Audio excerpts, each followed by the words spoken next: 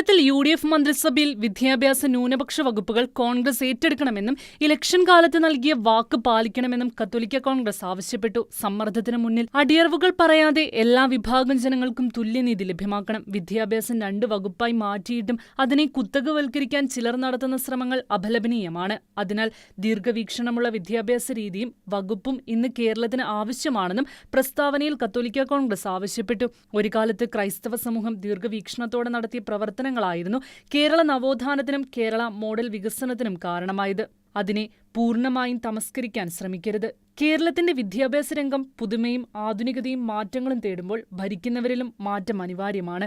വകുപ്പുകൾ പാർട്ടികൾ സ്വകാര്യ സ്വത്തായി കൊണ്ടു നടക്കുന്ന രീതി അംഗീകരിക്കാനാവില്ല. ന്യൂനപക്ഷ വകുപ്പുമായി ബന്ധപ്പെട്ട കാലങ്ങളായുള്ള അവഗണനകൾ തിരുത്തണം. വിദ്യാഭ്യാസ ന്യൂനപക്ഷ വകുപ്പുകളിൽ പൊതുസ്വീകാര്യമായ ക്രമീകരണങ്ങൾ ഉണ്ടായില്ലെങ്കിൽ ശക്തമായ പ്രതികരണങ്ങളിലേക്ക് കടക്കുമെന്നും കത്തോലിക്ക കോൺഗ്രസ് മുന്നറിയിപ്പ് നൽകി.